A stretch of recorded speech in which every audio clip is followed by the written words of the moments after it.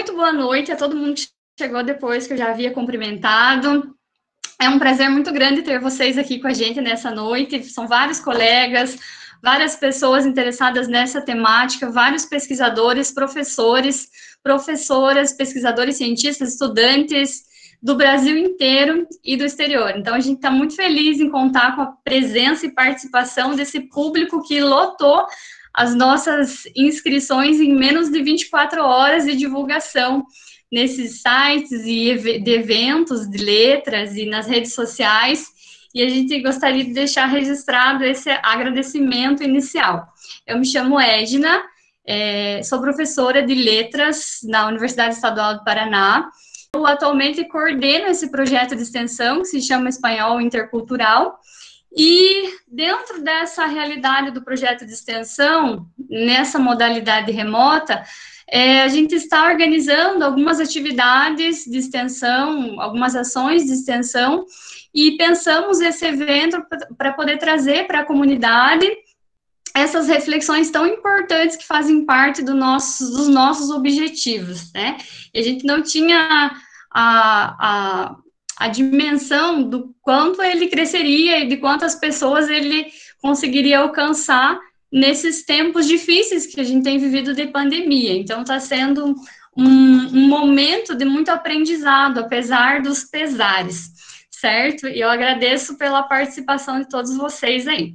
Eu vou falar brevemente do projeto para apresentar, para vocês saberem o contexto, a realidade desse projeto dentro da Universidade Estadual do Paraná, e entenderem o porquê que está acontecendo, como que a gente criou essa atividade aí nessa semana, né, não só no dia de hoje. Então, o projeto, ele se chama, originalmente, Espanhol Básico na Perspectiva Intercultural para a Comunidade. E aí, devido à popularidade dele para ir para a rede social, e enfim, para a gente poder atingir mais pessoas de uma maneira mais rápida, a gente diminuiu e deixou o nome mais curto, para espanhol intercultural. Então, ela é popularmente conhecida como espanhol intercultural aí, pelos estudantes e na rede social. A gente criou uma página no Instagram para divulgar algumas ações e alguns eventos que vêm desse projeto, né? Algumas ações das nossas atividades aí. E aí, por que surgiu, por que a gente pensou em criar o espanhol intercultural? A ideia, o objetivo central é promover o ensino de espanhol numa perspectiva intercultural, que considere a Lei 10.639, de 2003, e a Lei 11.645, de 2008, que são leis que estabelecem diretrizes para o ensino de história e cultura afro-indígena em todo o currículo escolar, desde a educação básica até o ensino superior. E aí, a gente pensou uma proposta que conseguisse, que tivesse a dimensão de promover o ensino focado nessas perspectivas interculturais, porque pensar a América Latina, pensar o Brasil nesse contexto de ensino de espanhol, é importante considerar toda a diversidade que está em volta do nosso país, que faz parte dos países que fazem fronteira com o Brasil e muitas vezes não são consideradas nas aulas de espanhol. Então, o projeto surge com esse objetivo principal. E uma das ações do nosso projeto é esse evento, que é o primeiro encontro de saberes latino-americanos sobre ensino de espanhol e interculturalidade, trazendo pensadoras, pessoas, professores que trabalham essa temática e que vão conseguir explanar um pouco para os convidados, para as pessoas interessadas, sobre o como trabalhar nessa perspectiva, certo? Então, essa é uma primeira ação nossa aí. Aí eu gostaria de agradecer a equipe do projeto, que tem se dedicado com o evento, que tem se dedicado com as atividades, pensando em levar, além da Unespar, Campus de União da Vitória, né? Então, o professor Daniel Andres, que está aqui na live, né, está com a sua câmera ligada ali. O professor Daniel também faz parte do projeto, junto comigo. A Bruna Fernandes, que é estudante de letras, Bruna Rocha, Caroline Lalique, Isabel, Marina, Jonas Fogg, Sabrina Yucker, Sara Tamires. são os nossos estudantes que fazem parte. A gente tem 9 alunos que participam do grupo de estudos, participam da organização das atividades e estão aí participando do evento e organizando as coisas relacionadas ao evento nesse momento. Como eu já disse, faz parte do Departamento de Letras do campus da União da Vitória. A gente tem 7 campi na Unespar, e esse está localizado aqui na fronteira com Santa Catarina. Porto União e União da Vitória são cidades próximas. E a gente fica bem feliz porque tivemos essa participação de pessoas do Brasil inteiro. Então, tem Universidade Federal, Universidade Estadual, a gente tem institutos federais, a gente tem professores e alunos da pós-graduação, da graduação, nós temos professores da rede básica de ensino, a gente tem a presença aqui hoje do professor Gilson Wojcinski, né, que é o nosso atual presidente da Associação de Professores de Língua Espanhola do Estado do Paraná. Então, a gente tem várias pessoas que podem ser mais pessoas também relacionadas a associações de língua espanhola no Brasil, e isso é uma alegria, poder juntar essas pessoas interessadas nessa temática, que querem desconstruir, decolonizar, juntos na área de espanhol, que é uma área que vem passando por várias dificuldades, vários ataques, várias tentativas de desmonte, e quando a gente levanta uma proposta de temática desse nível, perceber a força que a língua espanhola ainda tem, né, com um tanto de pessoas interessadas e dedicadas. Então, fica aí o nosso agradecimento.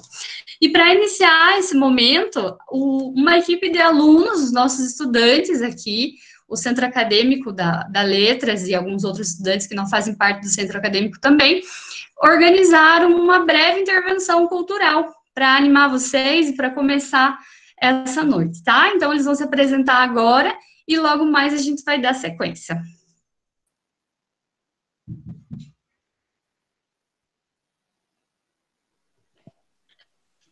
Buenas noches. Para hoy tenemos a Calle 13 con participación de las cantantes Totó Momposina, Susana Vaca y María Rita con la canción Latinoamérica.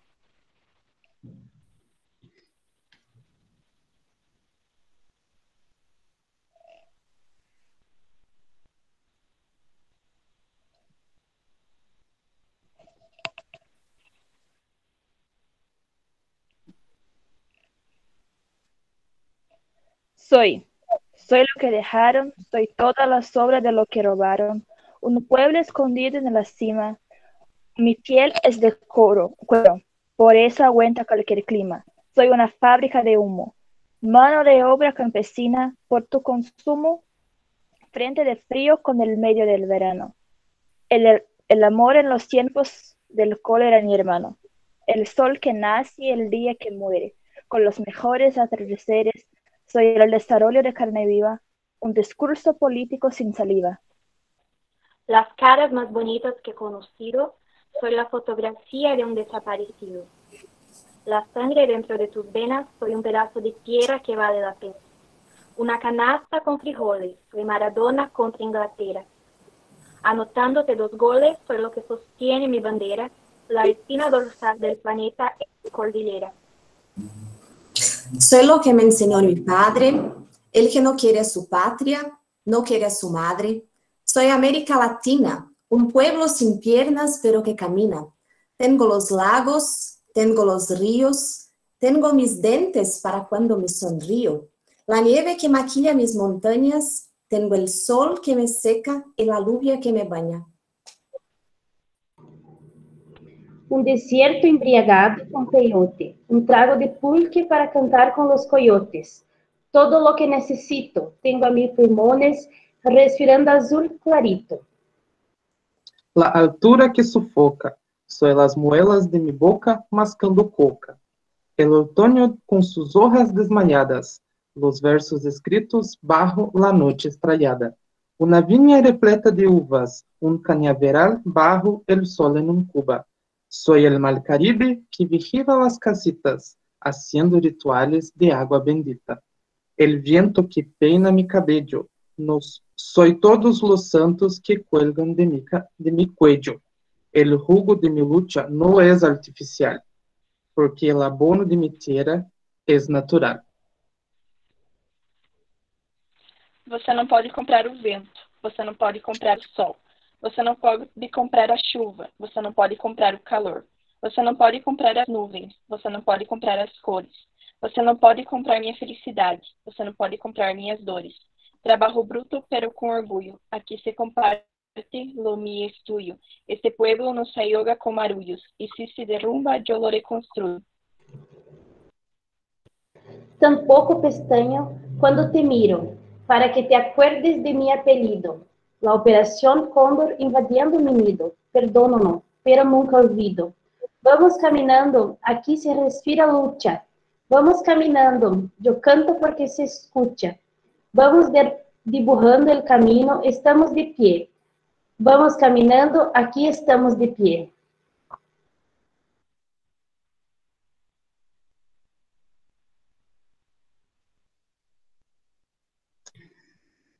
A gente escolheu essa música do CAD 13, eles cantam com a brasileira Maria Rita e algumas outras cantantes latino-americanas, justamente por essa ideia da força coletiva, né, do povo latino que sofreu em toda a sua história, desde a construção de todo o continente, né, na questão da exploração e colonização, mas ainda que continua sendo um povo feliz, um povo alegre, mesmo nas dificuldades, né, o povo latino, ele continua sendo feliz e continua batalhando e lutando e buscando o seu melhor. E trazendo essa canção do CAD 13, que traz a participação da Maria Rita, é justamente o que a gente talvez busque, essa conexão do espanhol com o português, porque apesar do Brasil falar português e todos os outros países da América Latina praticamente falarem espanhol, nós somos latinos-americanos também.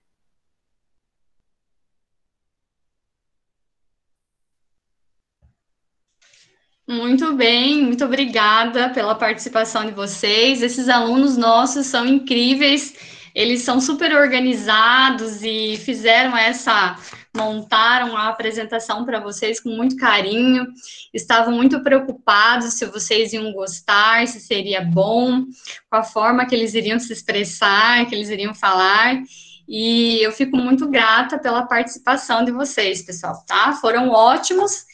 E é nessa ideia de um povo latino-americano que resiste, sobretudo resiste, que a gente começa nossa noite do primeiro encontro de saberes latino-americanos sobre língua espanhola e interculturalidade, com a participação da competentíssima e querida professora Lígia Paula Couto, a qual possui graduação em Letras Espanhol-Português pela Universidade de São Paulo, mestrado em Educação pela Pontifícia Universidade Católica de São Paulo e doutorado em Educação pela Universidade de São Paulo. Inicia suas atividades na UEPG em abril de 2008, onde atua como professora adjunta no Departamento de Estudos da Linguagem, trabalhando com disciplinas de língua espanhola, prática articuladora 3 e 4, estágio de língua espanhola e no programa de mestrado em estudos da linguagem. Foi coordenadora do núcleo docente estruturante do curso de Letras 2015 e 2018. É pró-reitora e pró-reitora da graduação 2018 a 2020.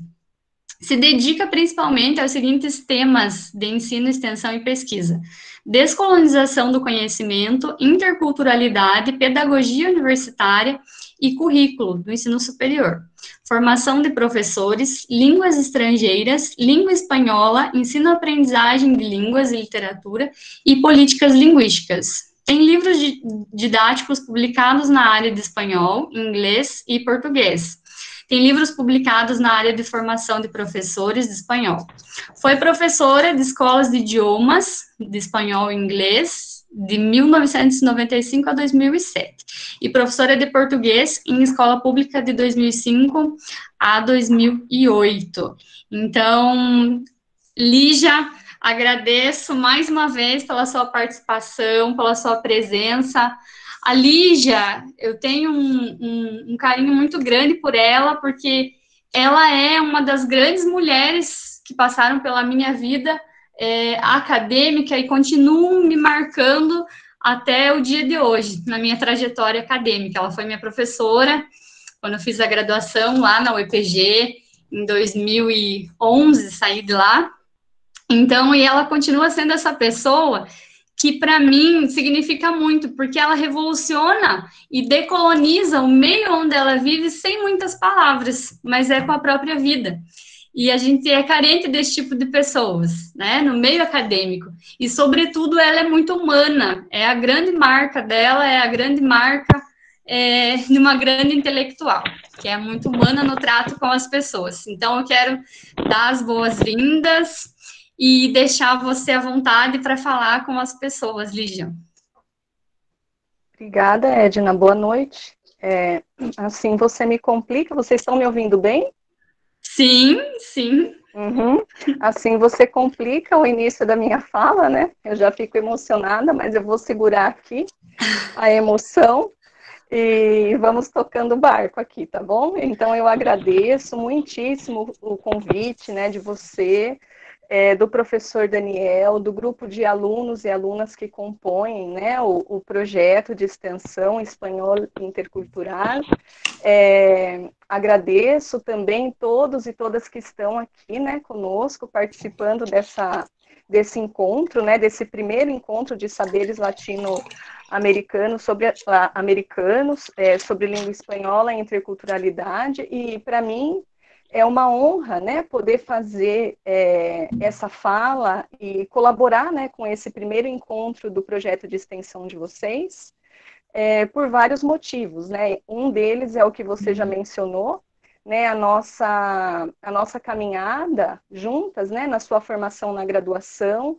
Depois você fez o mestrado com a professora, né? Com a orientação da professora Ione Jovino, que é uma parceira de trabalho comigo até hoje. Então, ver que um aluno, né? Uma aluna nossa, expande, amplia e vai aprofundando, né, a formação que a gente, no momento da graduação e da pós-graduação, trabalhou, né, com a aluna, deixa, assim, uma satisfação muito grande para o professor, né, a gente vê que sementes que a gente vai ali plantando, elas vão desabrochando de várias formas e de maneira muito bonita. Então, eu agradeço, né, por o convite, que ele é muito significativo, né, para mim.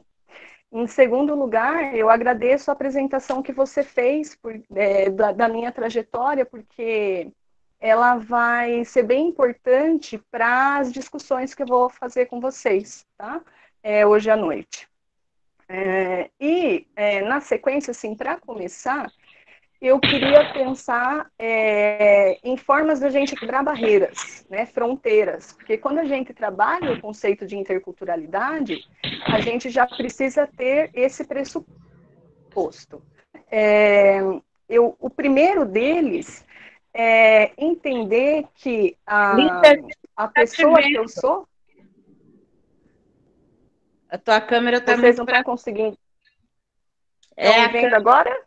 Tá, um pouquinho. Tá bom. Quase, falta um pedacinho ainda. Para mim, vocês estão me vendo. Espera só um pouquinho que eu vou mexer aqui. Aí, agora melhorou? Sim. Melhorou. Tá. Né? Obrigada, Ione. A Ione é sempre minha parceira, né? Falei dela, já apareceu. Obrigada, Ione. Então, a primeira fronteira que a gente precisa quebrar é essa fronteira da pessoa que está falando, né? Ela dominar todos os conhecimentos e ela ser um sujeito apartado do que ela pesquisa. Então, ela precisa se distanciar para realizar determinada pesquisa, determinados estudos, né?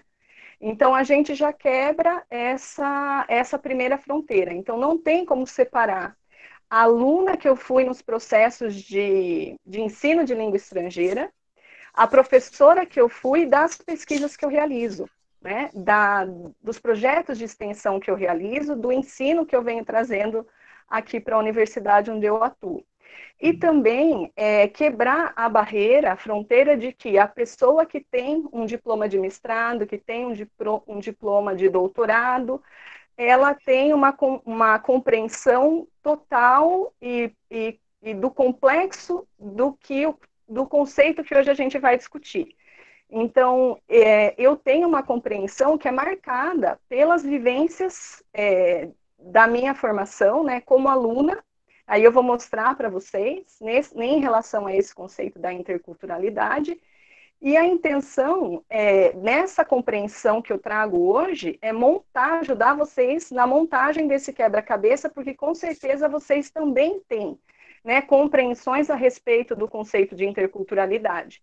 Então, ajudar na montagem desse quebra-cabeça ou ainda na destruição do quebra-cabeça que vocês têm aí para construir uma coisa nova.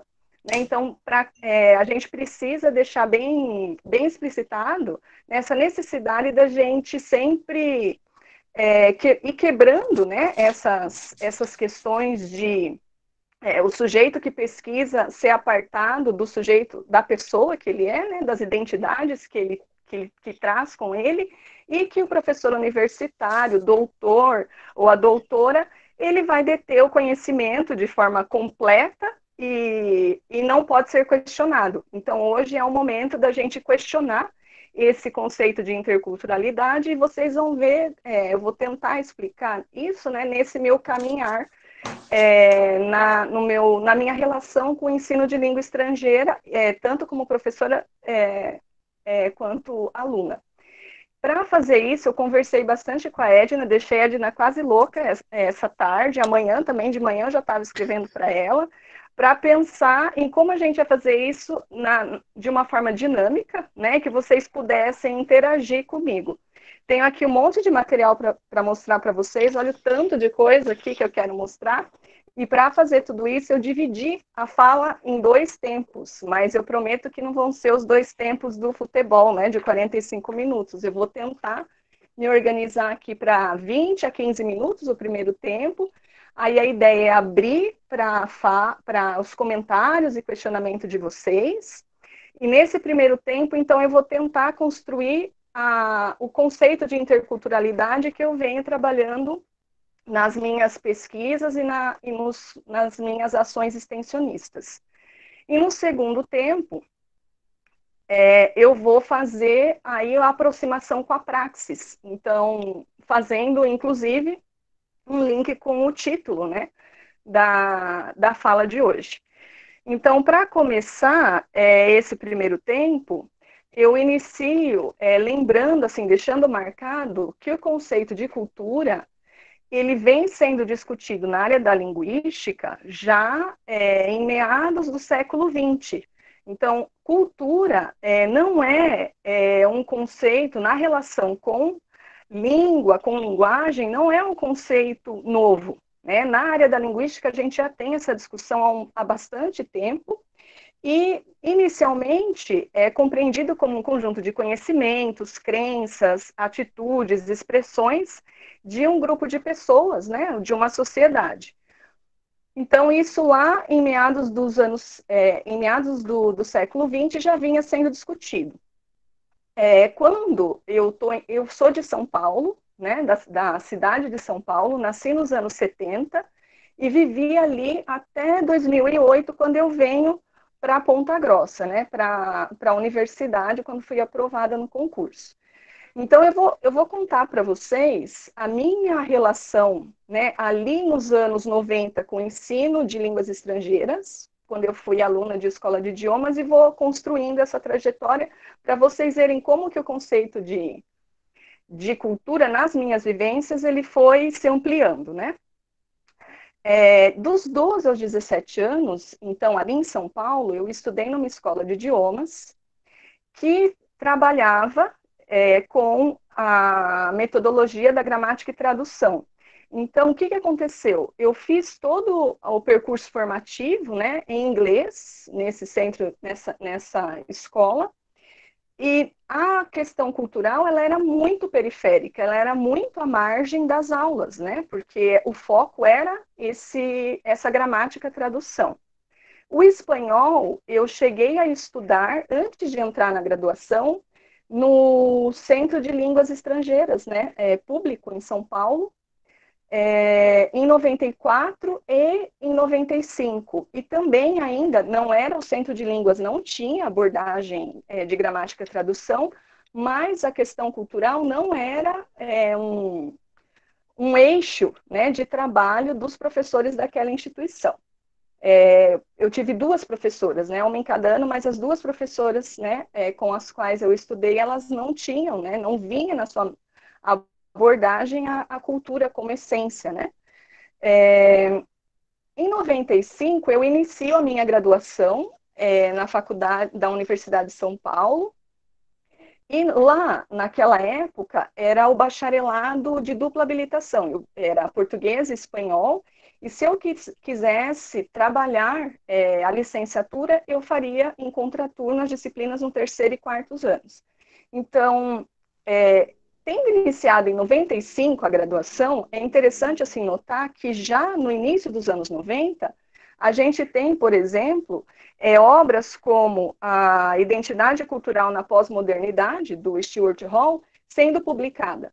Mas na graduação, essas questões de identidade, relação de cultura e identidade, determinando uma série de questões no ensino de língua estrangeira, elas não se apresentavam também ali nas aulas que eu assistia. Havia uma preocupação com aspectos culturais, mas ainda mais no sentido de curiosidade, de apêndice da formação, né? Não era tão próximo, né, a questão da cultura ao ensino de língua.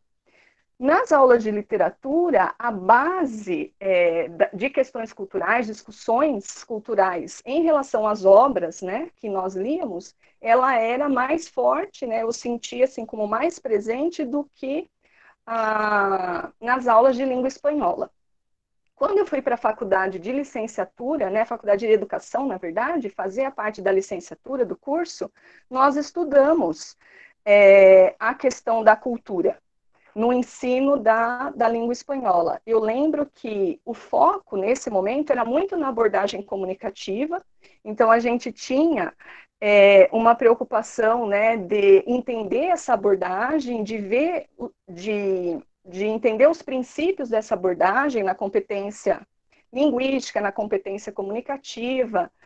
Os teóricos eram bastante discutidos, aí a gente teve a discussão da competência comunicativa se dividir em subcompetências, né, a sociolinguística, a discursiva, a estratégica, a gramatical, e aí a questão cultural, ela aparecia muito vinculada à questão da sociolinguística com as variantes, e a estratégica, né, que a pessoa, quanto mais, né, o estudante, quanto mais ele soubesse de questões culturais, mais ele poderia ser bem-sucedido na sua performance comunicativa, né?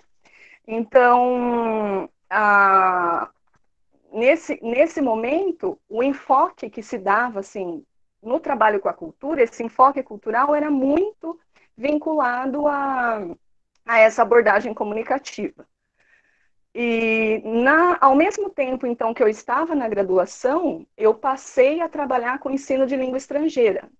Mas aí não foi na escola que eu havia estudado, foi numa outra escola que trouxe a abordagem comunicativa, assim como o seu fundamento. E, de novo, a questão da cultura era muito de curiosidade, né? A gente levava questões culturais, elas eram trabalhadas, mas também nesse sentido de eu preciso ensinar aspectos culturais para o meu aluno, para ele ter estratégias e não ficar em maus lençóis em determinada situação comunicativa. Então, a cultura, ela era uma facilitadora, ela era uma forma de facilitar a comunicação. Eu estava só olhando aqui no chat, se surgiu alguma pergunta, eu vou continuar então aqui, né? Então, em síntese, não aparecia, tá? Até o final dos anos 90, o conceito de interculturalidade. O que eu estou falando para vocês é de cultura ou enfoque cultural e as questões culturais vinculadas a essa competência comunicativa e as subcompetências ali, a estratégica e a sociolinguística. Quando a gente chega nos anos 2000, aí isso muda. O conceito de interculturalidade, ele começa a aparecer. Se vocês colocarem no Google interculturalidade e ensino de línguas estrangeiras. Vocês vão ver muitas publicações, né, a partir dos anos 2000, mas antes disso não era um conceito de destaque, né? Na área da literatura, isso também, como eu disse, era mais trabalhado que na questão da língua, né, enquanto eu era aluna, mas em termos de material didático, para o ensino da língua espanhola, eu entendo assim que um material que se destaca, né, que se diferencia nesse trabalho com a cultura, que não era da abordagem comunicativa, que não era uma abordagem utilitária de cultura, né, é o Hacia el Español, que já no final dos anos 90, tinha um aprofundamento de trabalho com questões culturais bem diferente, né, dos outros livros didáticos. E de 2000 a 2007, enquanto eu fui trabalhando, né, nas escolas de idiomas, aí tanto com o inglês quanto o espanhol, a abordagem dessas escolas de idiomas, pelo menos ali em São Paulo, elas vinham com abordagem comunicativa, a questão da aprendizagem baseada em tarefas, vinculada a essa abordagem comunicativa, mas ainda a cultura, né, com esse viés mais de facilitador da comunicação e curiosidade, né? Então, mas a interculturalidade já aparece, né, já começa a aparecer nas produções acadêmicas. De 2005 a 2007, ao mesmo tempo que eu ingresso no mestrado em educação, eu entro também na rede estadual de São Paulo para trabalhar no ensino da língua portuguesa. E é interessante que nesse momento que eu tenho a primeira aproximação com questões interculturais. Então, na minha formação, apesar de eu ter trabalhado por muito tempo, né, de 95 até 2007, em escola de línguas estrangeiras, a interculturalidade aparece para mim quando eu vou para a rede pública do estado de São Paulo. Quando, em 2006, a Universidade de Brasília, por um projeto de extensão, vejam a importância, né, dos projetos de extensão, em parceria com o MEC, na Secretaria de Educação Continuada, Alfabetização, Diversidade e Inclusão, a SECADI, que infelizmente, né, ela foi extinta em 2 de janeiro de 2019, né, pelo atual governo que temos, né, federal. A UNB propôs esse curso de Educação Africanidades Brasil. Foi um curso à distância de 120 horas, né, para os professores, e os professores da rede estadual de São Paulo puderam fazer, e ali, então, eu chego a conhecer a Lei 10.639, de 2003, e começo a entender o meu papel como professora no trabalho com questões culturais em outras perspectivas que me haviam sido apresentadas até então, né? A importância das culturas de origem africana para as aulas de línguas, né, e para as outras disciplinas também, e uma série de outras questões relacionadas a essas culturas que compunham o currículo, né, da educação básica, e eu, como professora, precisava atentar. Então, esse curso me chamou muita atenção, e quando eu saio da rede estadual de São Paulo e chego aqui em São Paulo, aqui em Ponta Grossa, no Paraná, que é em 2008, eu conheço a professora Ione Giovino, que já trabalhava, né, há bastante tempo com questões étnico-raciais, com a Lei 10.639, principalmente, né, além de estudar a lei, ela pensava, né, em formas de implantar, né, a lei e as questões étnico-raciais no ensino de línguas. Então, eu começo a fazer esses estudos, essas discussões, e nós, em 2009, temos um projeto em parceria, e em 2011 iniciamos o projeto PIBID Espanhol, que veio com a Lei 10.639 como um dos seus fundamentos, uma das suas bases teóricas para pensar o ensino da língua espanhola aqui no contexto da nossa região. Então, a gente vai estudando, né, as questões étnico-raciais com o ensino da língua espanhola, mas, por enquanto, eu não me aproximei do conceito de interculturalidade.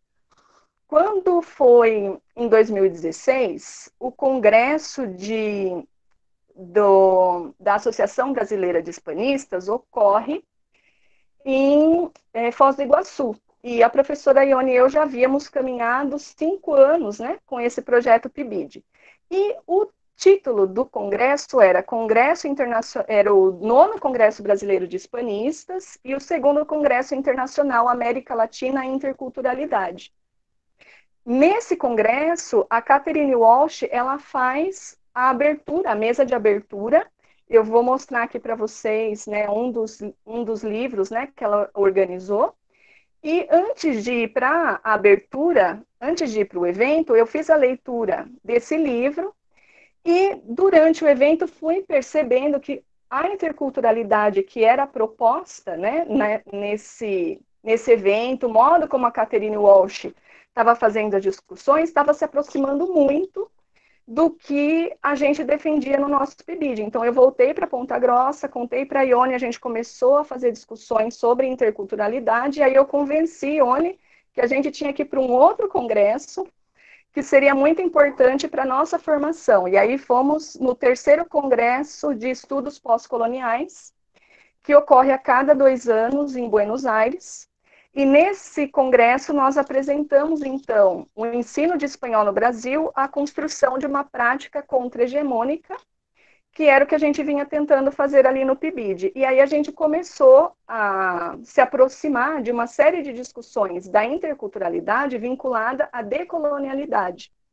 Então, 2016 é o ano que, na minha trajetória, eu vou começando a ver cultura nessa outra perspectiva, que é a que eu gostaria de discutir aqui com vocês. Nesse evento, nós conhecemos o professor Manuel Fontenla, que trabalha a filosofia do pensamento indígena na Universidade de Catamarca, lá na Argentina. Então, nós convidamos o professor Manuel para vir até Ponta Grossa. Em 2017, ele discutiu nessa filosofia do pensamento indígena, decolonialidade com os nossos pibidianos, nos apresentou uma série de materiais. Essa coleção aqui se chama Nuestra Voz, tem 6 volumes, são de produções das comunidades indígenas, produções de textos literários, né, e outros gêneros também. Ele nos trouxe esse material e desde então a gente vem tendo uma aproximação, né, com essas leituras e fazendo essas discussões.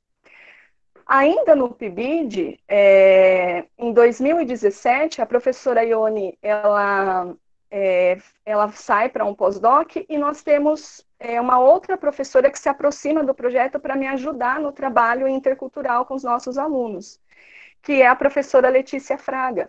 Então, vejam que o grupo de onde eu estou, né, ali da Letras, eles acabam me ajudando, né, nesse pensar da língua espanhola, do ensino da língua espanhola, nesse eixo da interculturalidade, nessa perspectiva mais descolonial, porque a professora Letícia Fraga, ela trabalha com questões indígenas. Então, nós começamos a estudar produções, né, indígenas e pensar o indígena falante de espanhol no ensino da língua espanhola, como nós poderíamos trazer isso para o nosso PIBID, né?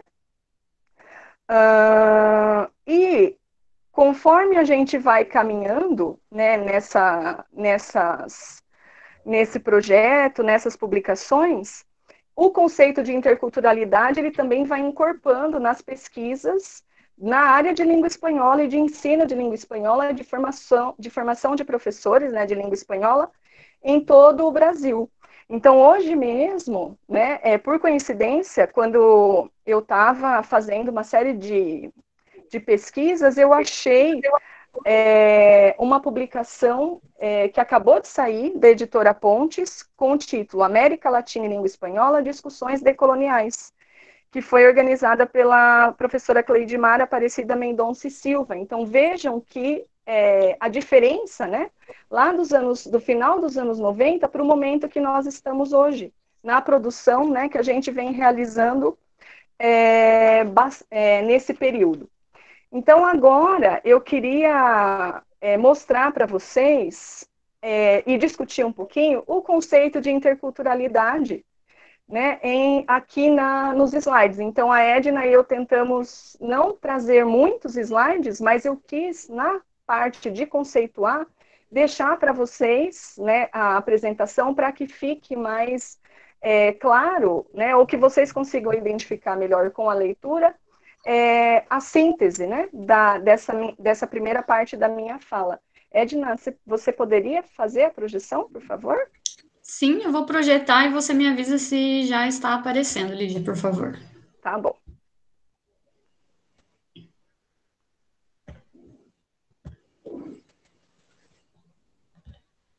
O material de espanhol que eu mencionei, a pergunta ali no chat, que nos anos 90 já fazia uma outra abordagem, né, que eu considero à frente do seu tempo, é o Hacia el Español, tá bom? Agora apareceu, Edna. Então, eu deixo ali para vocês o meu e-mail também, tá bom? E tá no começo da apresentação e tá no final. E depois, se vocês quiserem me mandar e-mail, não tem problema nenhum, tá? Eu posso mandar materiais para vocês. Tem um especificamente que eu tenho em PDF, que aí eu só posso compartilhar por e-mail, então eu vou indicando, quem se interessar, depois pode, né, entrar em contato. Então, como eu disse a vocês, né, a cultura, ela vinculada à aprendizagem de línguas estrangeiras, ela já, em meados do século XX, já estava sendo discutida, né? Nós já conseguimos identificar publicações sobre a temática. O enfoque cultural, ele vem muito vinculado à abordagem comunicativa e nessa visão utilitária, que meu aluno precisava conhecer aspectos culturais para que seu objetivo comunicativo fosse atingido, né? Ele não fosse prejudicado. E aí, quando a interculturalidade agora chega nas nossas discussões, eu consigo ver aqui pelo menos duas vias, né? São essas que eu quero mostrar para vocês. Essa primeira via, ela é voltada para a inserção de múltiplas vozes do mundo hispânico. Então, a gente começa a prestar atenção, né, que a gente começa a se dar conta que os materiais didáticos que a gente usa nas nossas aulas de língua espanhola, eles não trazem a variedade dos povos que compõem, que são falantes, né, dessa língua, que compõem essa cultura. Então, a interculturalidade, nessa primeira via, ela vai tratar dessas múltiplas vozes e dessa diversidade cultural e linguística que é composta, né, por esses povos.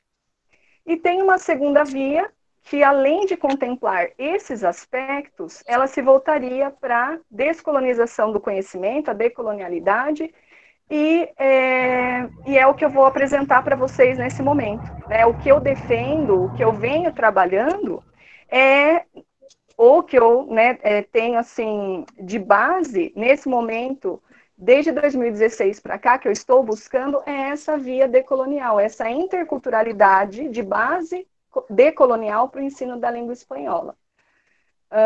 Então, aqui a gente tem, como princípio básico, aquele geral da interculturalidade, que é considerar essa diversidade cultural dos países hispanofalantes nos meus processos de ensino da língua espanhola, né? Essa heterogeneidade, ela perpassaria todo o meu planejamento didático-pedagógico.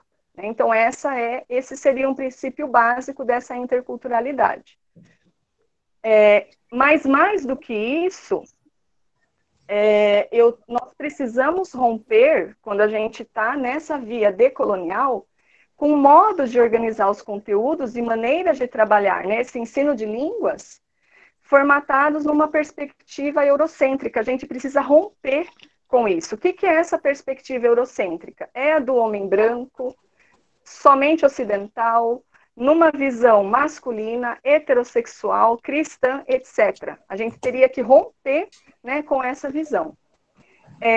trazer para o nosso pensar e para o nosso fazer, trazer para as nossas seleções de textos, para as discussões com os nossos alunos, pensadores, estudiosos, escritores negros e indígenas.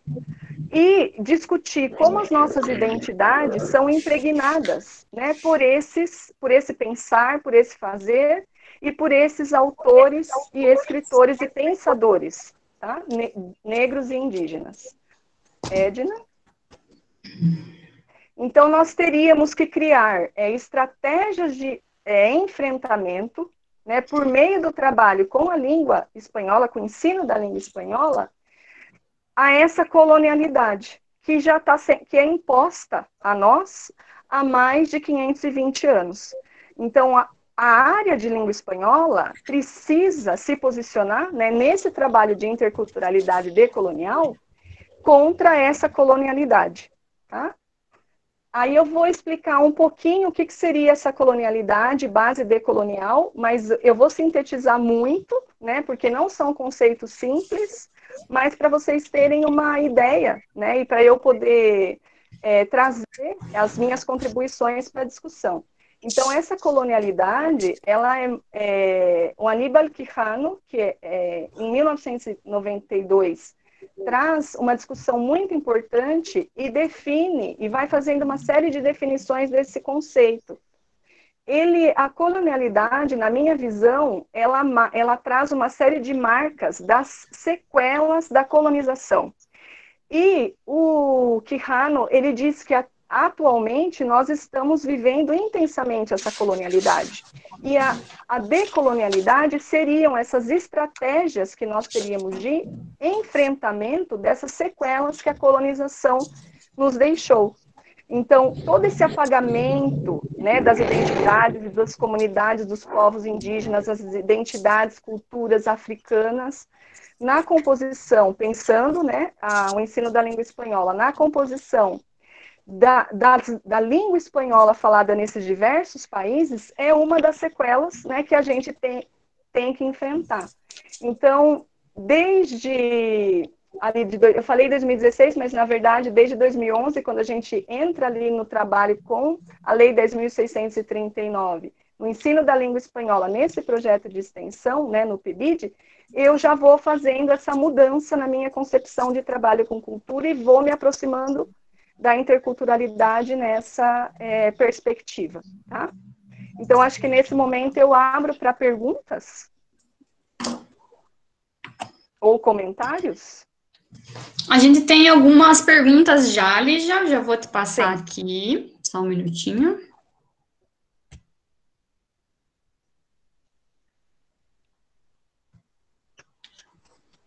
Acho que alguém comentou do microfone aqui, pessoal, eu estava com a tela compartilhada, então não consegui perceber, me desculpem lá. Deixa eu ver as perguntas aqui. O do material você já respondeu, né, Lígia? Qual que era o material que naquele momento estava à frente em relação aos outros materiais? E aí, a Nicole havia perguntado e mais algumas pessoas. E aí, a Susan pergunta o seguinte: Lígia, em seu livro didático, Didática da Língua Espanhola no Ensino Médio, você diz que literatura de língua estrangeira abre fronteiras e é essencial para o conhecimento do espanhol. Você acredita que existe preconceito dentro das escolas para adquirir obras literárias em língua espanhola? Não sei se há preconceito das escolas. Vou pensar na escola pública, depois eu falo da particular, tá bom? Que aí são contextos diferentes. Então, a escola pública, muitas vezes, a gente já tem as obras que são selecionadas, a biblioteca da escola, né, ela é composta por seleção feita por equipe que é de fora da escola, né, muitas vezes. Chegam materiais, pelo menos até onde, né, eu compreendo o modo que as bibliotecas funcionam, né? Chegam, quando eu trabalhei, assim, os materiais já vinham selecionados ou pelo núcleo ou pela Secretaria de Educação, né? Então,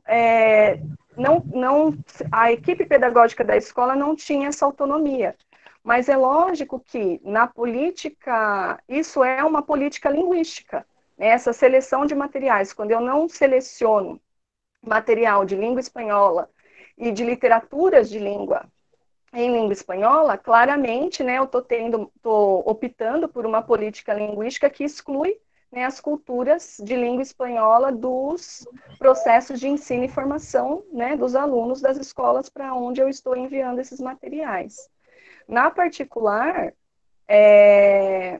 na biblioteca das escolas, eu entendo que o espanhol, infelizmente, né, pela política linguística que vem sendo, né, assumida pelo nosso governo federal desde 2016, ela vem sendo colocada de lado. Então, como o inglês assume, né, na BNCC, o status de língua estrangeira a ser ensinada na educação básica, as escolas particulares entendem, né, muito rapidamente que o espanhol pode ser posto de lado. Então, por consequência, esses materiais vão ser cada vez menos adquiridos, né?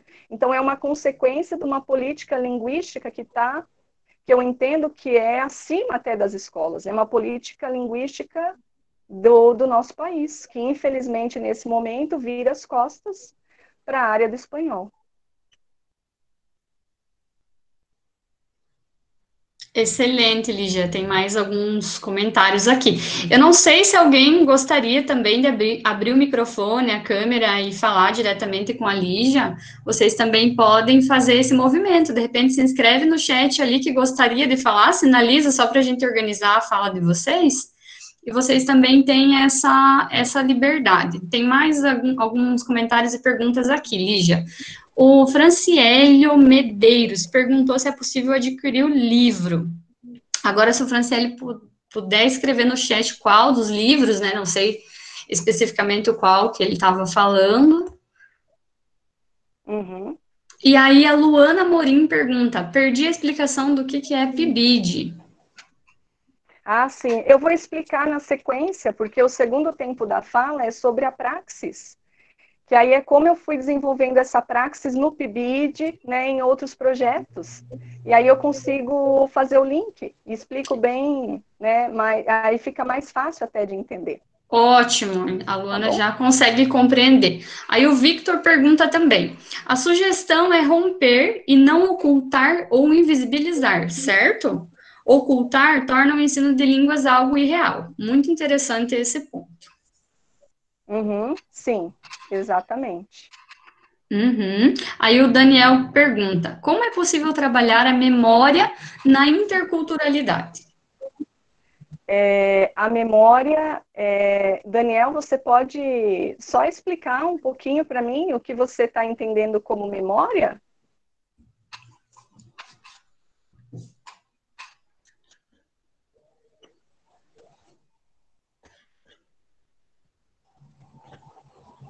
Daniel, tá ouvindo?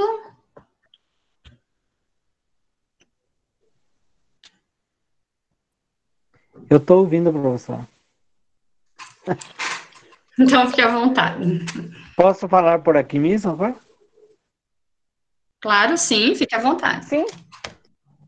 Sim, boa noite, professora. Boa noite. Principalmente quando você falou sobre trabalhar cultura, né? Dialogar com essas culturas, com essas formações, né? Culturais na interculturalidade. É possível trabalhar a memória da realidade da criação, por exemplo, literária, que não esteja dependendo de uma formação passada. Por exemplo, na literatura latino-americana, a gente percebe que existem muitas vozes eurocêntricas. Como a gente é capaz de produzir uma memória que não dependa dessa tradição? A partir da literatura indígena ou a partir de um outro tipo de literatura? Porque aí aparecem outras vozes, né? Sim. Então, essa pergunta é muito importante. na minha concepção, a partir da literatura indígena. Então, nesse momento em específico, né, eu mostrei para vocês as produções indígenas, né, da coleção Nuestra Voz. Eu busco trabalhar, estou buscando trabalhar diretamente com as produções de indígenas, de escritores indígenas, com textos escritos por indígenas, né? O que, nesse momento, que eu tenho feito assim mais intensamente, é buscar no contexto brasileiro, tá? Na Argentina eu tenho acompanhado esse trabalho, e no contexto brasileiro há uma série de autores, né, que estão com produção e divulgando a sua produção a todo momento. Eles têm canal no Instagram, né, eles estão fazendo lives semanais, então a gente tem que ir buscando, mas isso não está posto, né, pela academia. Então vejam só, os movimentos da interculturalidade nessa perspectiva decolonial que eu estou discutindo aqui com vocês, na minha compreensão e na minha vivência atual, ele está acontecendo de forma pulsante fora da academia. E a academia, por alguns de seus membros, está tentando estabelecer diálogos e acompanhar, né? Então, no Instagram a gente tem literatura indígena brasileira, a gente tem autores indígenas brasileiros que estão fazendo essas lives, e essa produção do material da Argentina que tenho acompanhado, e preciso agora ter fôlego para acompanhar da América Hispânica, mas está ocorrendo por fora da universidade. Eu não vejo tão fortemente, né, a divulgação ainda nos espaços universitários. Então, a gente tem que buscar, fora daquele movimento acadêmico que a gente tinha, de revista acadêmica, livro acadêmico, não. A gente tem que ir para outros movimentos para poder lidar com essa interculturalidade decolonial e trazer essa memória, né, indígena e africana para as nossas aulas. Eu estava falando isso, professora, porque na minha experiência de dar aula aqui no Brasil, existe uma dificuldade enorme de compreensão, primeiro, da literatura latino-americana e depois esse diálogo intercultural. Eu estou mais familiarizado, por exemplo, com a literatura paraguaia, né? Sim. A literatura paraguaia trabalha em duas dimensões. É um diálogo entre o Guarani e o espanhol. Uhum. Sim. E nessa variedade existe um confronto de memórias e de verdade que muito interessante seria que a gente pudesse explorar esse mecanismo de releitura da própria cultura, né? Exatamente. Uhum. E para isso... Pode falar, Daniel. Existe um autor paraguaio que se chama Augusto Roa Bastos, né? Sim. E ele faz esse diálogo interessantíssimo. Aqui no Brasil é pouco conhecido, sabe? Mas é a voz do silenciado que seria a cultura própria do Paraguai para uma cultura que, de certa forma, é imposta pela colonização espanhola, né? Uhum. Sim. Então, essa variedade tem uma riqueza muito boa, né? Sim. E fundamental para a constituição do nosso aluno brasileiro na relação com a América Hispânica e na compreensão da construção do conceito de América Latina e das nossas identidades. Então, isso precisa, nessa perspectiva, né, intercultural, de base decolonial, fazer parte, né, dos nossos planejamentos e das nossas aulas. Para isso, como muitos já foram colocando ali no chat, o livro didático ao qual nós temos acesso, a maioria deles, não vai nos trazer isso. Como eu disse a vocês, o movimento está muito mais dinâmico do que os livros didáticos e a academia está conseguindo acompanhar. Então, nós vamos ter que tomar um fôlego né? E trazer esse dinamismo, trazer essas produções, trazer esses novos olhares para as nossas aulas de espanhol, sem temer deixar o livro didático, né, que a gente foi apegado por tanto tempo por uma série de motivos, sem temer deixar de lado, né? E criar o nosso material, as nossas, trazer essas produções e a partir delas criar as nossas aulas como um eixo de trabalho. Muito obrigada, Lígia. Tem vários comentários, várias perguntas aqui que eu vou trazer para você, tá? Então, antes disso, a professora maestra Jack, acho que quer falar com você, tá? Ela quer fazer uma pergunta. Pode abrir o microfone, Jack. Jack. Jaque, boa noite, professores, professoras. Eu trabalho com a língua espanhola, eu moro em Cachoeiro de Itapemirim, no estado do Espírito Santo. Vocês já ouviram falar, mais conhecida como a terra do Roberto Carlos, né? Todo mundo conhece. Eu não gosto muito desse título, não, porque eu não gosto muito dele, não, mas tudo bem. Mas então, vamos lá. Eu trabalho com espanhol desde 2010, quando ele entrou na grade curricular, correto? Aqui no meu estado. Só trabalho com terceiro ano de ensino médio. Aí, o que acontece com a questão do livro didático? Os meninos recebem 3 livros. Livro 1, livro 2, livro 3. Aí, depois, o menino fica assim, professora, por que a gente recebeu? Nós recebemos 3 livros, o espanhol só tem no terceiro ano. Boa pergunta. Aí, o que a professora fez? Logo quando eu peguei o primeiro livro didático na minha mão, em 2010, eu peguei a primeira coleção e falei assim, bem, não tem como eu trabalhar a gramática do terceiro livro para o menino que nunca viu espanhol na vida. Aí, o que eu fiz? Peguei o livro 1, trabalhava no primeiro trimestre, o livro 2 no segundo trimestre, o livro 3 no terceiro trimestre. E assim eu fechava com o livro didático, com a parte gramatical. E aproveitando também a parte interdisciplinar, que vinha sempre nos livros, para trabalhar a questão da cultura, da questão dos acentos, né, dos sotaques, né, de cada país, porque cada lugar tem a sua maneira de falar, né, que é diferente de um lugar para o outro, assim como no Brasil, e é assim que eu trabalho. E eu vi alguém colocando aqui que ele saiu da BNCC, né, infelizmente, até do PNDL, da BNCC, aí nós temos que, a professora aqui, eu sou uma das que levanto a bandeira para o espanhol, hashtag Fique Espanhol, entendeu, porque é uma língua muito importante para nós brasileiros, por causa das fronteiras, por causa da cultura, que é muito próxima à nossa, então não tem nada que fica, eu fico assim, não tem nada que fica agarrado no inglês, não, gente, vamos estudar espanhol. Eu começo o ano botando os meninos assim, os meninos ficam assim, professora, pelo amor de Deus, a gente não sai do verbo to be, a gente não aprendeu nada do inglês, vai ensinar a gente a falar português errado, que eles falam que a gente está ensinando a falar português errado. E escrever também. Aí, como eu sou cantora também, eu levo tudo pro lado da música.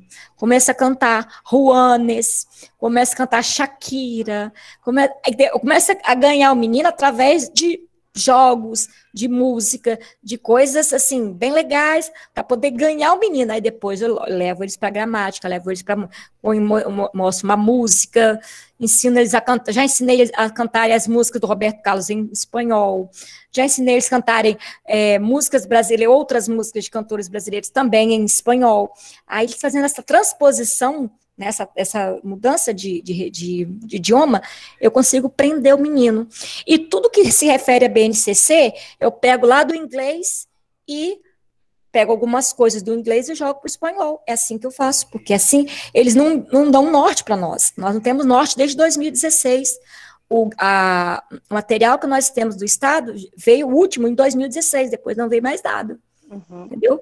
Aí eu vou adaptando de acordo com a minha realidade aqui. E vou passando para os demais colegas dos outros estados, do mesmo estado que é o meu, entendeu? Das outras cidades. Sim, essa é a minha experiência que eu tenho para contar para vocês. Obrigada, vamos levar... professora. A joia.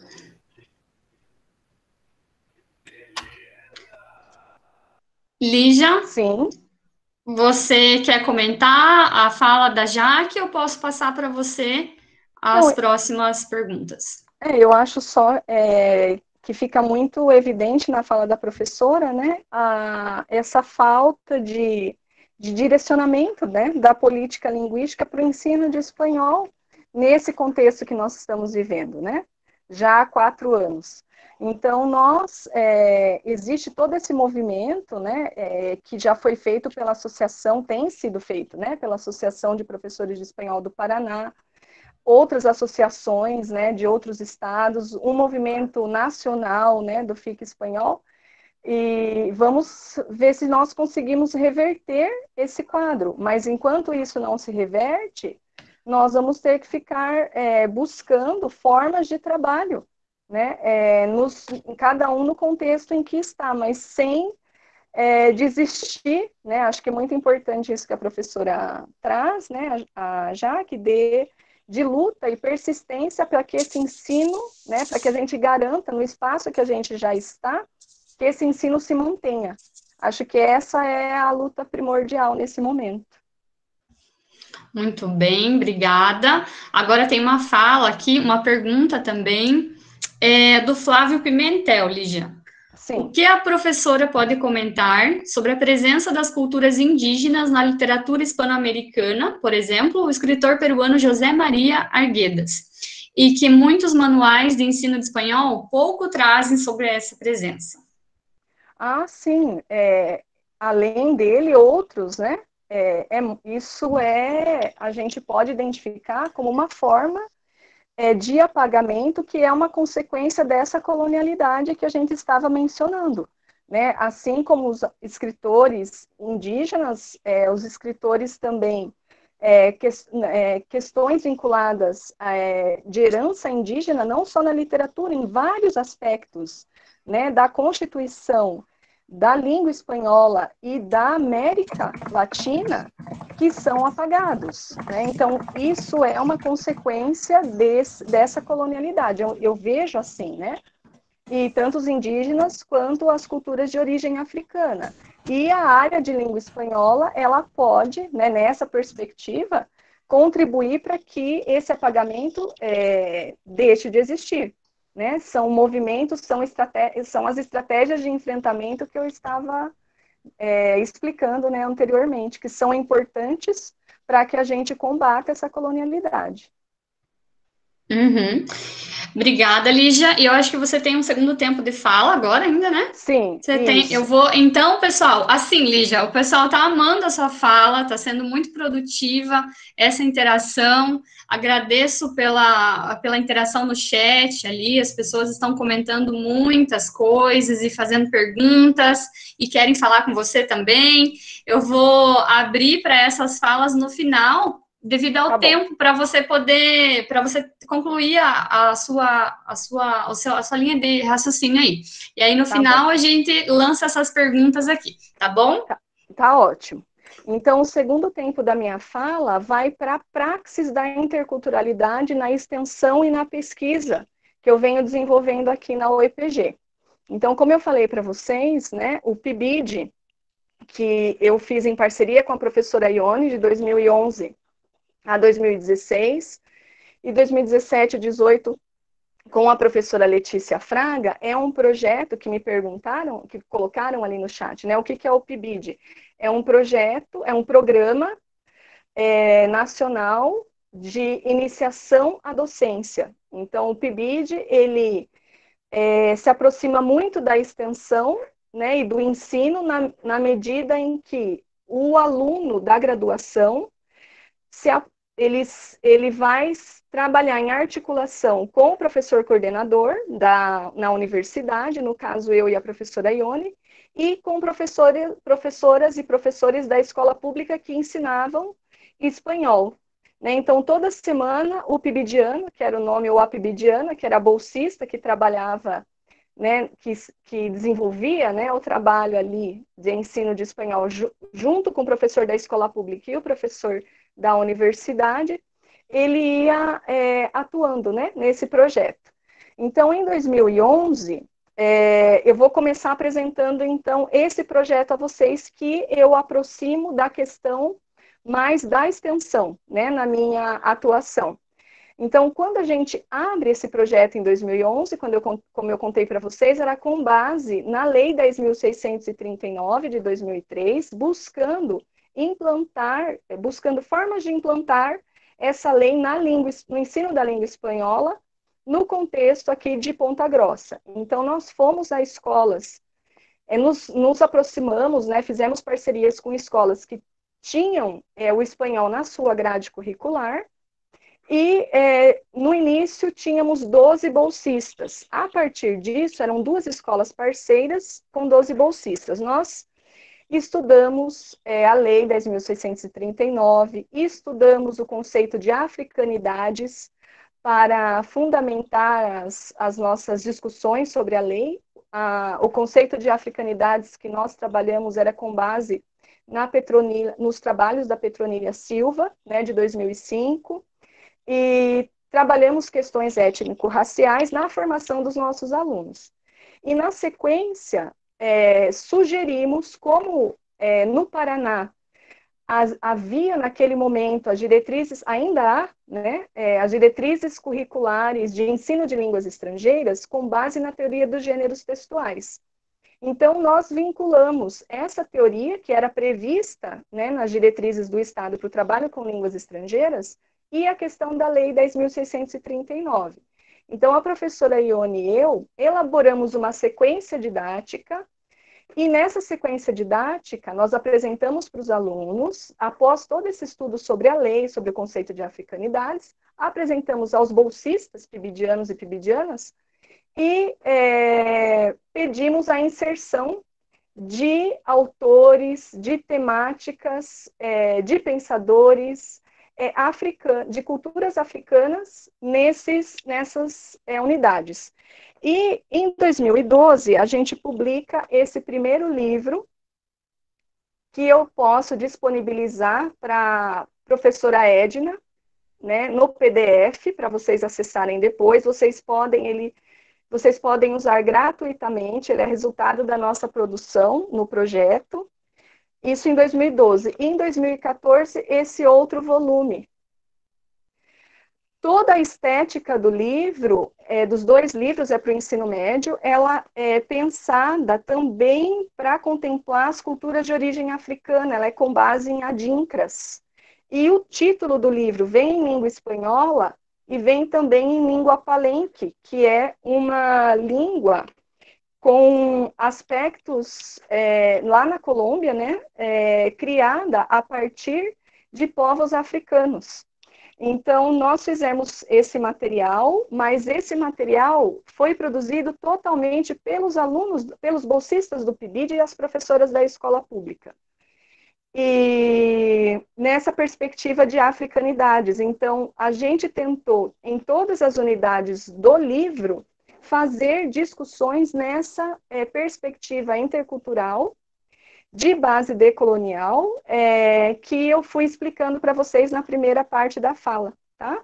Então, esse é o primeiro movimento que eu disse para vocês que em 2011 comecei no projeto começamos com o projeto e fui percebendo que, pelo conceito de africanidades e trabalho com as culturas africanas pensadas para os países hispânicos e para o ensino da língua espanhola, me aproximavam desse conceito de interculturalidade e decolonialidade.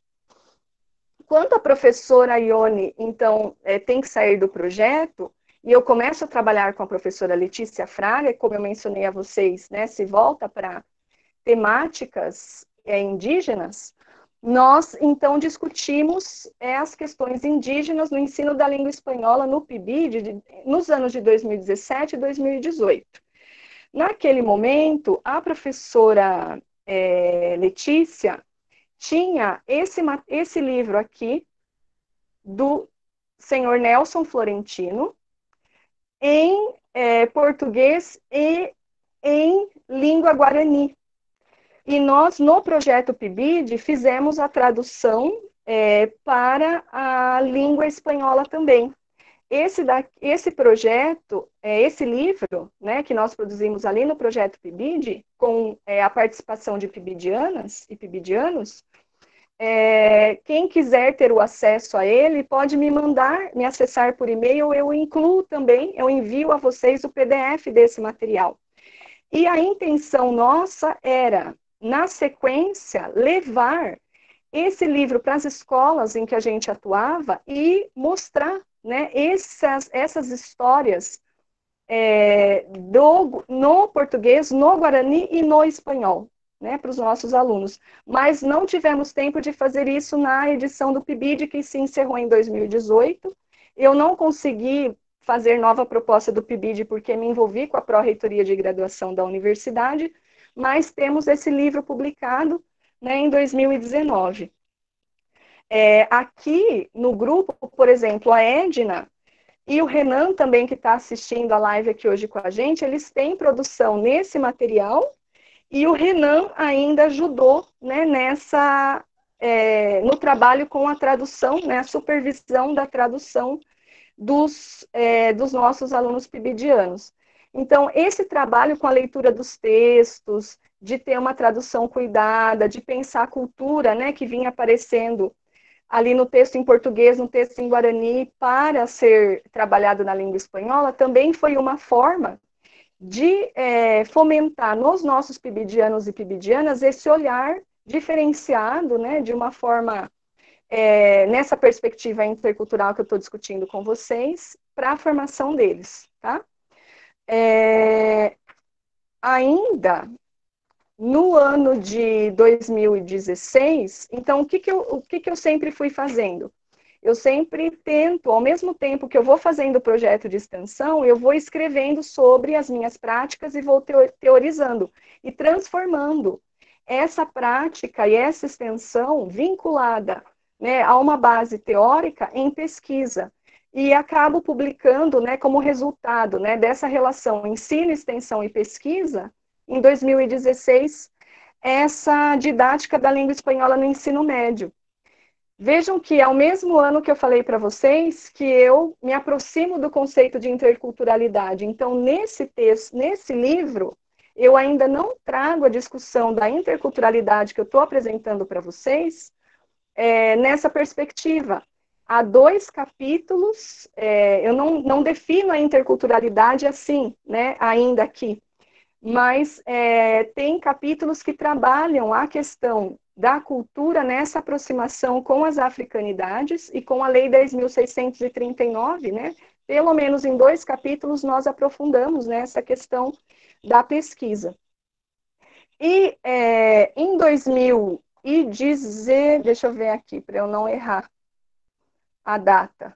Isso, em 2018, eu estava trabalhando com o professor Gilson, que a Edna já mencionou, né, no início da live, que é o nosso presidente da Associação de Professores de Espanhol do Paraná. Eu estava na diretoria, né, em parceria com ele, e junto com o Renan, organizamos um encontro de professores de língua espanhola do Paraná, com essa temática, né, as temáticas étnico-raciais. E a partir desse encontro, de todo o trabalho que lá fizemos, organizamos essa obra. Então, é um outro desdobramento, né, em forma de pesquisa, mas aí em parceria com uma série de pesquisadores da área de língua espanhola. Então, vocês vejam que, ao mesmo tempo que a gente vai fazendo, vai tendo uma prática na área do ensino, na área da extensão, a gente precisa marcar esse caminhar na pesquisa. Né? Se você não faz essas marcas, você vai deixando de publicizar, né, todo essa construção. E a minha pesquisa, então, na extensão, eu trabalhei bastante no PIBID, e esses materiais que eu mostrei para vocês têm muito a ver com essa minha prática extensionista. E eu tenho, atualmente, uma pesquisa continuada, desde o final de 2017, intitulada O Ensino de Línguas a partir de Gêneros Literários, : interculturalidade e descolonização do conhecimento, que eu venho desenvolvendo meus estudos nessa direção. Eu ainda não publiquei nenhum livro, nenhuma pesquisa sobre essa pesquisa continuada, é um dos meus objetivos, né? Mas eu ainda estou em processo de estudo. O que eu tenho feito é orientar trabalhos que se vinculam, né, a essa temática. Atualmente, uma aluna da graduação está desenvolvendo um TCC sobre a literatura indígena, a importância de trabalhar literaturas indígenas no ensino da língua espanhola, mais especificamente analisando essa coleção que eu mostrei para vocês, né, com Nuestra Voz. E tenho acompanhado todo esse processo dos autores e escritores indígenas, né, e as escritoras indígenas brasileiras, em se movimentar para organizar, né, suas produções e para publicizar, né, essa literatura indígena nesse movimento mais decolonial. Então, assim, eu volto para o título, né, da minha fala, que tem a ver com a questão da praxis, né? A praxis, então, vejam que eu estudo a teoria, eu vivencio e eu vou, ao mesmo tempo, praticando. No meu caso, nessa ideia que desenvolvi hoje com vocês, o projeto PIBID, quando eu fui trabalhando com ele, e trabalhando a questão da Lei 10.639, das africanidades, eu já estava me aproximando fortemente da interculturalidade nessa perspectiva de base, né, de base decolonial que nós discutimos hoje aqui, mas sem me dar conta totalmente disso. E com o passar do tempo, essa teoria ela vai sendo incorporada aos meus trabalhos, principalmente, né, pensando nas leituras que eu venho fazendo ali desde 2016. A primeira que eu mostrei para vocês, a Catherine Walsh, e por causa daquele livro, Walter Mignolo, né, que ele divide a organização com ela e mais um outro autor, além do Mignolo Quijano, que eu mostrei para vocês, depois o Nelson Maldonado Torres, que vai falar do giro decolonial, a Maria Lugones, que vem com o feminismo decolonial, e uma série de outros escritores. E mais recentemente eu tenho lido bastante, né, tenho tentado focar bastante também as produções dos nossos escritores, pensadores, né, negros, indígenas, negras e as indígenas do Brasil também para essas questões. Tá? Então, a praxis, né, ela vai se misturando, a prática, o estudo e a produção. Eu preciso produzir, eu preciso criar. Porque criar é resistência.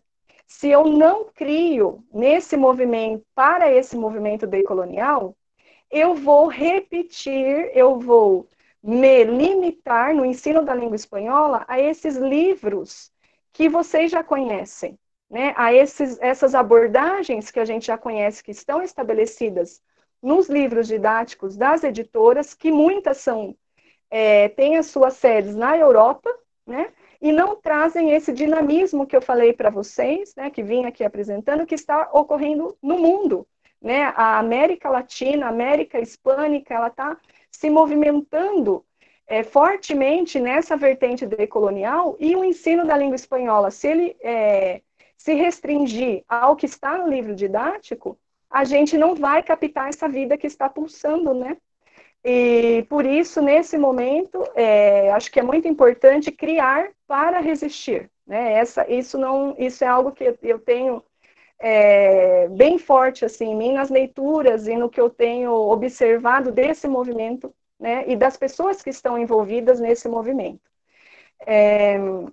Então, nesse ato de criação, né, de motivar a criação de vocês, nessa perspectiva, eu vou encerrando a minha fala. Agora abro novamente, né, a gente abre o espaço para as perguntas, e eu gostaria de, antes de abrir para as perguntas, anunciar e convidar, né, todos vocês e todas vocês para os próximos, para as minhas próximas aprontações, né? Então, em parceria com a Associação de Professores de Espanhol do Estado do Paraná, nós vamos, meu projeto de extensão junto aí com a associação, vai organizar um evento para a gente discutir os capítulos desse livro com os autores. Então, assim que tiver o evento organizado, tiver o formato de inscrição, né, eu envio para a Edna para divulgar também, né, para o projeto de vocês, e divulgo também para quem mais entrar em contato comigo, a gente vai fazendo a multiplicação aí da discussão. E em parceria com o Núcleo de Estudos Africanos e Indígenas do Instituto Federal do Campus Coronel Vívida, aqui no Paraná, em parceria com o professor Lucan Moreno, nós vamos discutir todas as sextas-feiras de novembro a literatura indígena nessa relação com decolonial e, na verdade, indígena e também literaturas de base de cultura africana. Então, assim também que o evento estiver bem organizado, já com as inscrições, eu compartilho com vocês, tá? E agradeço imensamente a oportunidade e esse momento, né, da gente partilhar as ideias e construindo quebra-cabeça ou desconstruindo para poder construir a resistência em conjunto. Obrigada. Lígia, agradeço novamente pelo segundo tempo riquíssimo da sua contribuição. Tem muitas perguntas, muitos comentários aqui positivos em relação à sua fala. E como a gente já está aí se aproximando do encerramento, conforme aquilo que foi anunciado na divulgação do evento, eu vou fazer a seguinte sugestão. Quem precisa sair, tem um compromisso, a lista já está no chat, a lista de presença, pode ficar à vontade. Quem quiser continuar, pode continuar, que eu acho que é importante a discussão, e como a gente tem várias pessoas interessadas, pode ser um momento de uma reflexão final, fechando essa discussão, certo? Então, eu vou fazer aqui, deixa eu só pegar para você as falas. A Priscila Kozer gostaria de falar, ela tinha se inscrito no chat, não sei se ainda ela quer falar, se está disponível.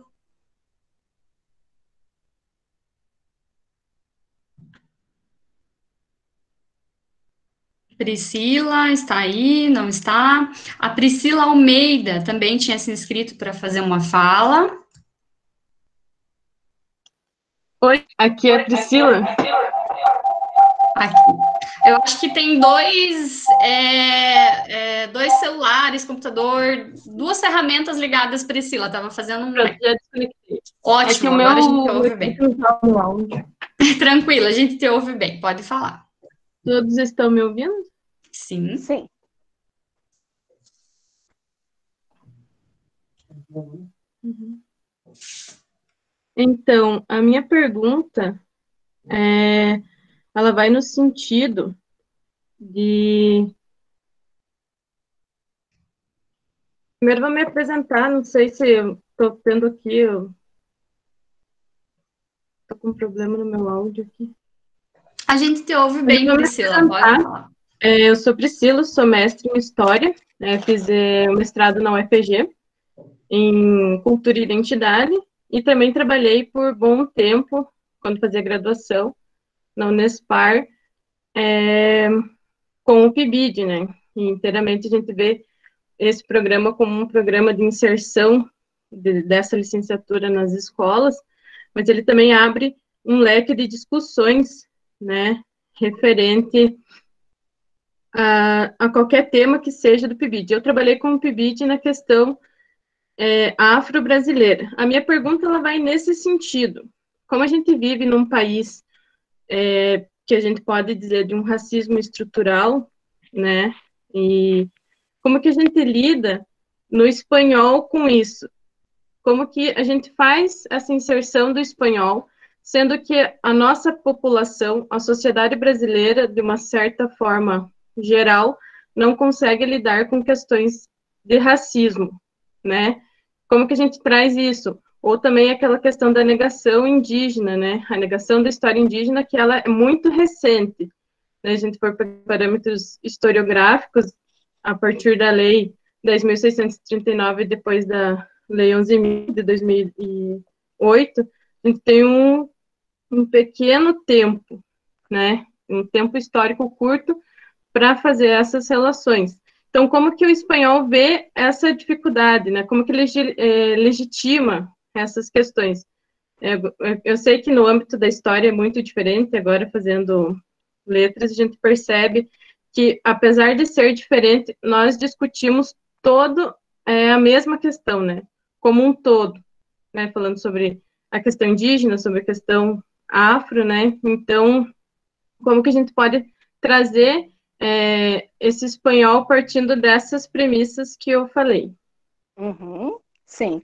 O que nós tentamos fazer no projeto, né, PIBID, desde o começo, foi atrelar a teoria dos gêneros textuais. Então, a gente buscou muito textos de escritores, de autores negros e negras, que pudessem trabalhar as temáticas que nós escolhemos. Então, primeiramente, né, nós discutimos com as professoras da escola e com os alunos do PIBID, né, os pibidianos, os temas, porque eles conheciam, né, a gente vivenciou primeiro um semestre na escola, né, e foi conhecendo o contexto dessas escolas e dos alunos, né, e do trabalho das professoras com esses alunos.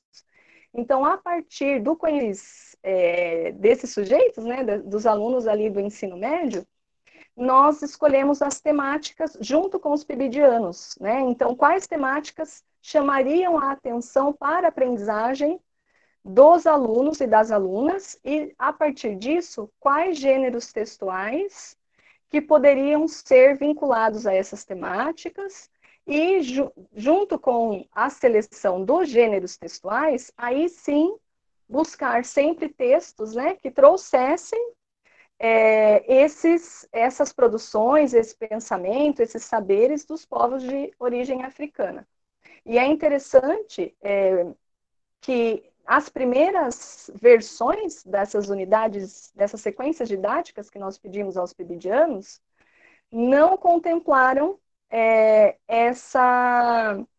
as africanidades. A gente fez todo um estudo com eles, discutiu, a gente deu todo o processo formativo, explicou que precisava, né, contemplar, mas a primeira versão das unidades didáticas, dessas sequências didáticas, não trouxeram, né, de forma significativa, né, ou para a maioria das pibidianas e dos pibidianos, essa questão. Então, a gente já começou a cutucar os pibidianos e as pibidianas para exatamente isso que você aponta, né, que por mais que a gente combata racismo, por mais que a gente mostre que ele existe, na hora que nós temos que nos posicionar de uma maneira resistente e combativa, muitas vezes nós repetimos práticas que são eurocêntricas. Então, para a formação dos nossos pibidianos e pibidianas,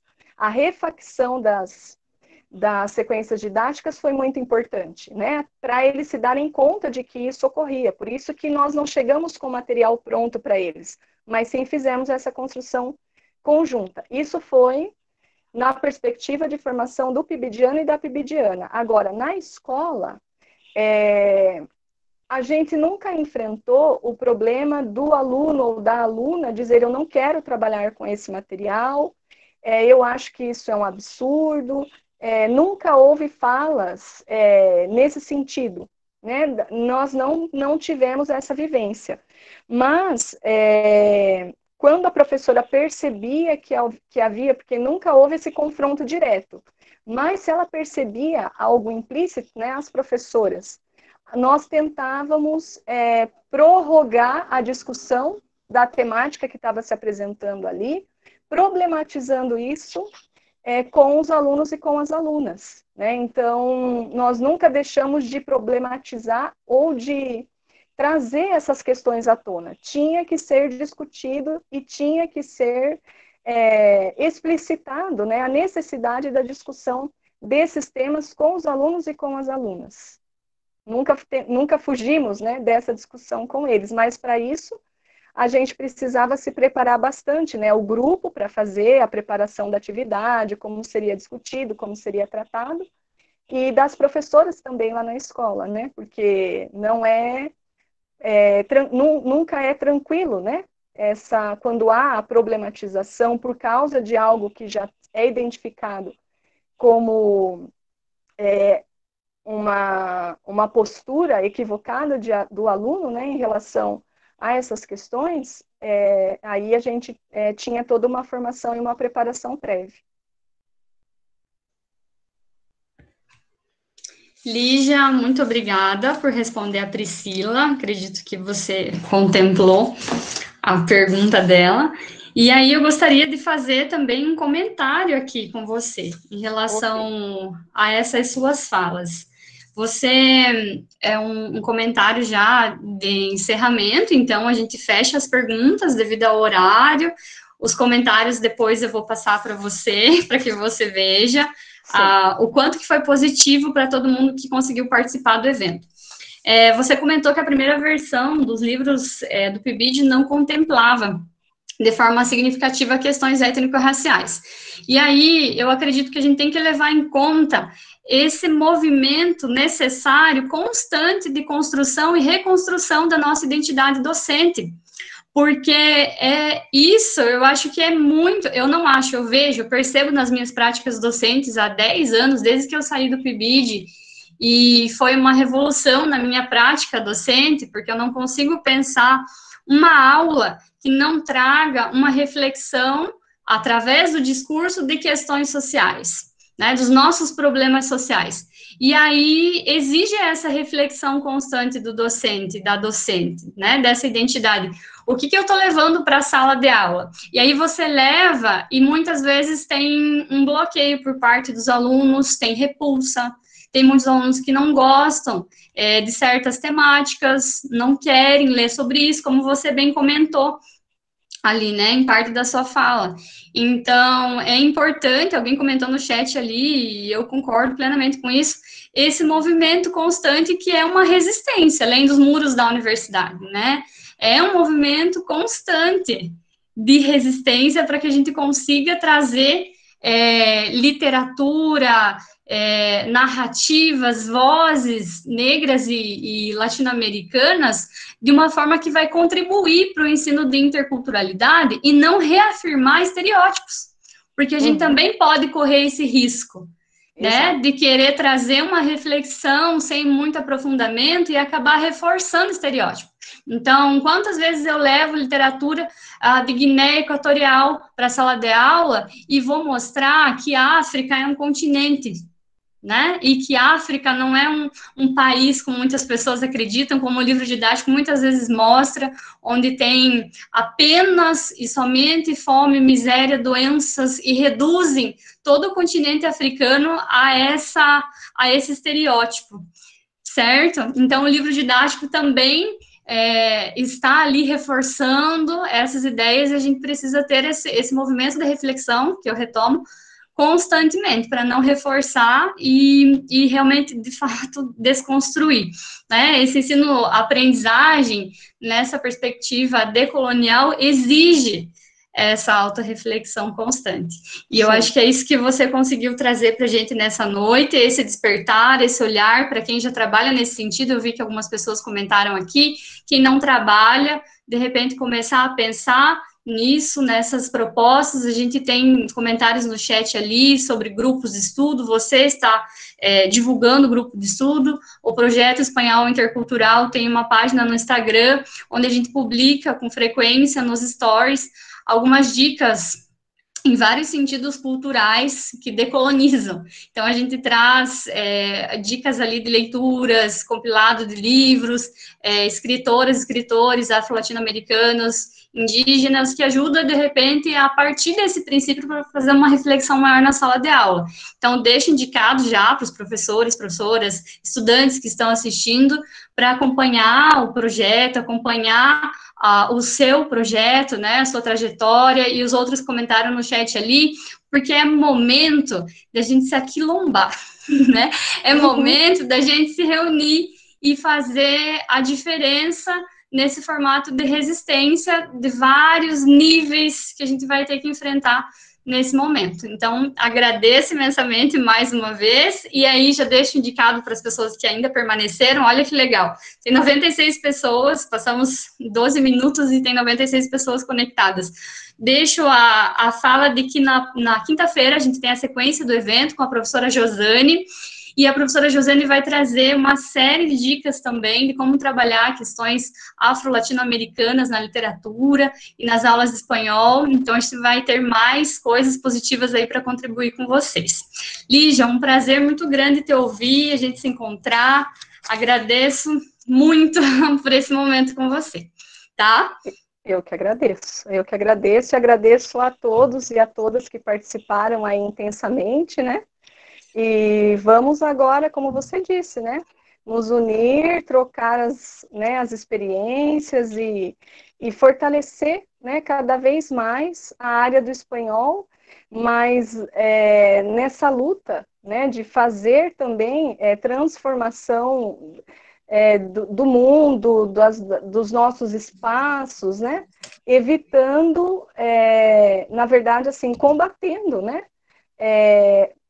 todas essas mazelas que a gente tem vivenciado atualmente, né, em termos de preconceito, racismo, homofobia, né, isso tudo faz parte, sim, né, desse processo de decolonizar o ensino da língua espanhola e de trabalhar, né, a perspectiva intercultural. É isso aí. Lígia, muito obrigada a todo mundo, um abraço para vocês e a gente continua na quinta-feira. Ótimo, um abraço, Edna.